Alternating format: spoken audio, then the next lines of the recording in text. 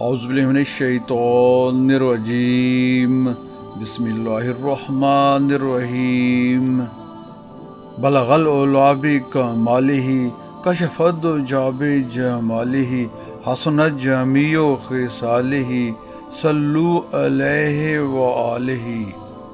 بسم اللہ الرحمن الرحیم۔ بہن اور بھائیوں، سوانح حیات حضرت خواجہ معین الدین چشتی اجمیری غریب نواز سلطان الہند رحمۃ اللہ علیہ شروع کرنے سے پہلے آئیں پہلے آپ رحمۃ اللہ علیہ کی زندگی مبارک پر ایک طائرانہ نظر ڈالتے ہیں۔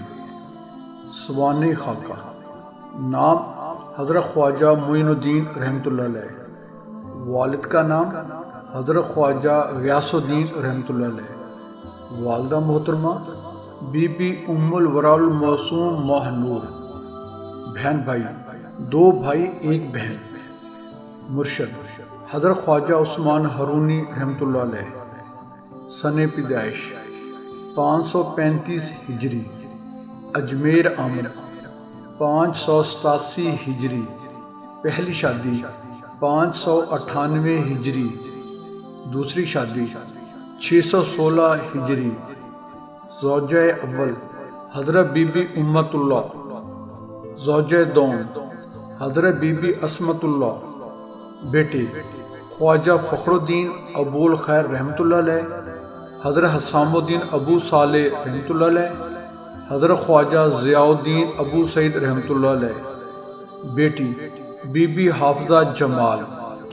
تاریخ وفات 634 ہجری۔ مزار شریف اجمیر شریف ہندوستان۔ بہن اور بھائی، حضرت معین الدین رحمۃ اللہ علیہ کئی دن اپنی قیام گاہ کو پناہ گاہ بنا کر چھپے رہے۔ آخر ایک روز چھپتے چھپاتے باہر نکلے۔ یہ وہ شہر ہی نہیں تھا جہاں وہ آئے تھے۔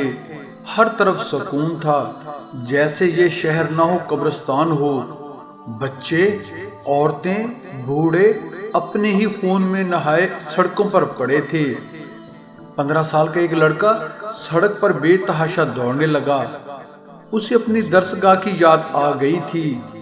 مادر علمی پر کیا گزری، اس کے قدم ایک جگہ رک گئے۔ یہی تو وہ درسگاہ ہے جہاں وہ علم حاصل کرنے آیا تھا۔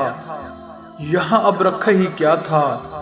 اس نے اپنے کئی ساتھیوں کی لاشیں بے گور و کفن پڑی ہوئی دیکھیں۔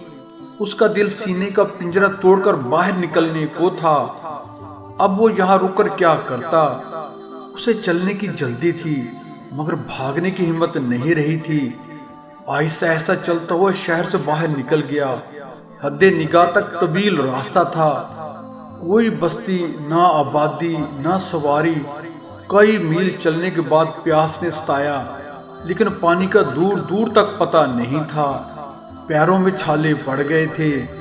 سوچتے ہوں گے کہ اگر تلواروں نے مجھے چھوڑ دیا تو کیا بھوک اور پیاس مجھے نہیں چھوڑے گی؟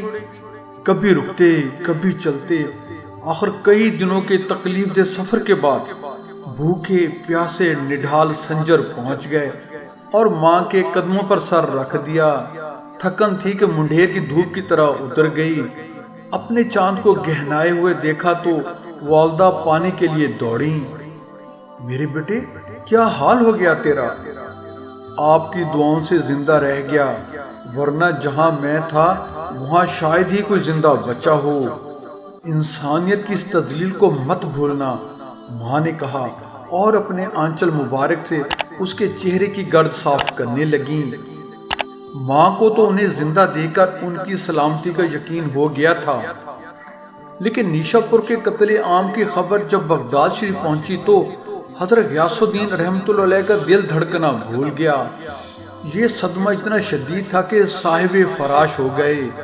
پردیس میں بیٹی کی موت کا جب بھی خیال آتا، آنکھوں سے آنسو بہنے لگتے۔ خیال تھا کہ امن ہوتے ہی بیٹی کی تلاش میں نکلیں گے، لیکن انتظار کی تاب بھی کب تھی۔ بیٹے کی محبت میں اپنی جان خالق حقیقی کو سونپ دی۔ اللہ اکبر۔ اہل بغداد کے دل ان کی عظمت و بزرگی سے آباد تھے۔ ان کی موت کا علم ہوا تو عقیدت مند جمع ہو گئے اور پھر بغداد شریف میں ہی دروازہ شام کے قریب سپرد خاک کر دیا گیا اور دیکھتے ہی دیکھتے ان کا مزار مرجع خلائق بن گیا۔ والد گرامی کی وفات کی خبر سنجر پہنچی تو آپ رحمت اللہ علیہ کے دل پر قیامت ٹوٹ پڑی۔ ممکن تھا کہ اس صدمے سے وہ بکھر کر رہ جاتے، لیکن صبر و رضا کی پہ کر والدہ محترمہ نے انہیں اپنی آغوش مبارک میں سمیٹ لیا، بکھرنے نہ دیا۔ جب ایسا وقت آئے تو اللہ کو یاد کرو۔ بی بی ماہنور کثرت سے عبادت فرماتی تھی، اپنے عہد کے رابعہ بصری تھیں۔ شوہر کی وفات کے بعد ان کی عبادت میں مزید خلوص آ گیا۔ حضرت معین الدین رحمت اللہ علیہ کو بھی اب والدہ کی خدمت اور عبادت و ریاضت کے سوا کوئی کام نہیں تھا۔ بی بی ماہنور نے شوہر کی وفات کے بعد ساری توجہ اپنے بچوں پر مرکوز کر دی تھی۔ خصوصاً معین الدین رحمت اللہ علیہ سے انہیں بڑی امیدیں تھیں، البتہ انہیں اپنے دونوں بڑے بیٹوں کے تیور بدلتے ہوئے محسوس ہو رہے تھے۔ آخر وہی ہوا جس کا خدشہ وہ کئی دن سے محسوس کر رہی تھیں۔ حضرت معین الدین رحمت اللہ علیہ کے بڑے بھائیوں نے والد گرامی کے ورثے کی تقسیم کا تقاضا کر دیا۔ اماں جان، والد گرامی کے وصال کو اب بہت دن ہو گئے، ان کی جائیداد میں جو حصہ ہمارا بنتا ہے وہ اب ہمیں ملنا چاہیے۔ جو کچھ ہے وہ سب تم ہی کا تو ہے، پھر اسے الگ الگ کرنے کا مطالبہ کیوں کرتے ہو؟ بی بی ماہنور نے کہا، ایک چیز سب کی ہو تو جھگڑے کا امکان رہتا ہے۔ ہمیں معلوم ہونا چاہیے کہ ہمارا کیا ہے اور معین الدین کا کیا ہے۔ اس کی طرف سے تو کوئی مطالبہ نہیں آیا، اور جہاں تک میرا خیال ہے وہ اس تقسیم کے حق میں بھی نہیں ہوگا۔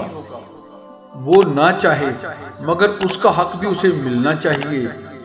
جب بیٹوں کی طرف سے اصرار بڑھنے لگا تو بی بی ماہنور نے ترکہ تمام بیٹوں میں تقسیم کر دیا۔ اس تقسیم کے نتیجے میں ایک وسیع باغ اور 5 چکی خواجہ معین الدین رحمت اللہ علیہ کے حصے میں آئی۔ بھائیوں کی خوشی کا ٹھکانہ نہیں تھا، لیکن اس تقسیم نے حضرت معین الدین رحمت اللہ علیہ کو افسردہ کر دیا۔ ایک تو یہ صدمہ دامن گیر تھا کہ والد گرامی کی جائیداد کئی حصوں میں تقسیم ہو گئی، دوسرے یہ فکر تھی کہ اپنے حصے کی جائیداد کی دیکھ بھال میں وقت صرف کرنا پڑے گا۔ وہ تو یہ طے کر چکے تھے کہ اب اپنا تمام وقت یاد الہی میں گزاریں گے، لیکن اب اپنی اور ماں کی زندگی کو برقرار رکھنے کے لیے باغ کی نگرانی اور کاشتکاری کے لیے بھی وقت نکالنا پڑتا تھا۔ ہاتھ کام میں لگے رہتے اور دل یاد الہی میں مشغول رہتا۔ انہوں نے اس دنیا داری کو بھی عبادت میں بدل دیا۔ یہ وقت نہایت آرام و سکون سے گزر رہا تھا کہ آزمائش کی گھڑی نے آواز دی۔ ایک دن تھکے ہارے باغ سے واپس آئے تو والدہ کی طبیعت کو ناساز دیکھا۔ ایک یہی ہستی تو تھی جس کی وجہ سے دنیا انہیں اچھی لگتی تھی۔ ماں کی حالت دیکھ کر تڑپ اٹھے۔ علاج معالجے میں کوئی دقیقہ فروغ گذاشت نہیں کیا، دعاؤں کے عریضے بھی دربار الہی میں روانہ کیے، لیکن معیشت عزتی کے سامنے کسی کا بس نہیں چلتا۔ تقدیر کو کون ٹال سکتا ہے؟ اللہ کو یہی منظور تھا۔ والدہ محترمہ چند روز صاحب فراش رہنے کے بعد دائی اجل کو لبیک کہہ گئیں۔ والدہ کی تربیت یہی تھی کہ مصائب کے روبرو بھی صبر و شکر کا دامن ہاتھ سے نہ چھوٹے۔ آپ رحمت اللہ علیہ نے آسمان کی طرف نظریں اٹھا کر دیکھا اور اللہ کی رضا کو اپنی رضا بنا کر سر جھکا لیا۔ ایک دن حسب معمول باغ کی خدمت میں مصروف تھے، ہاتھ کام میں، دل یاد الہی میں مشغول تھا کہ سوکھے پتوں پر کسی کے قدموں کی چاپ سنائی دی۔ نظریں اٹھا کر دیکھا تو دل زور زور سے دھڑکنے لگا۔ حضرت ابراہیم کندوزی اور اس باغ میں مجذوبیت کے رنگ میں روحانیت کے ایسے اعلیٰ مقام پر فائز تھے کہ پیرانے پیر حضرت غوث پاک سید عبد القادر جیلانی رضی اللہ عنہ نے آپ کے ساتھ ایک شب گزارنے کی آرزو کی تھی، اور باسد مشکل یہ آرزو پوری ہوئی تھی۔ اللہ اکبر، اللہ اللہ، میری قسمت کے آرزو کیے بغیر یہ نعمت مجھے مل گئی۔ آپ رحمت اللہ علیہ پیشوائی کے لیے آگے بڑھے، نہایت ادب سے دست مبارک کو بوسہ دیا اور ایک گھنے درخت کے نیچے چادر بچھا دی۔ حضرت تشریف رکھیں، آپ رحمت اللہ علیہ نے کہا، اور دوڑ کر ایک کٹورے میں پانی لے آئے۔ پھر دوسری طرف بھاگے اور انگور کا ایک خوشہ توڑ کر لے آئے۔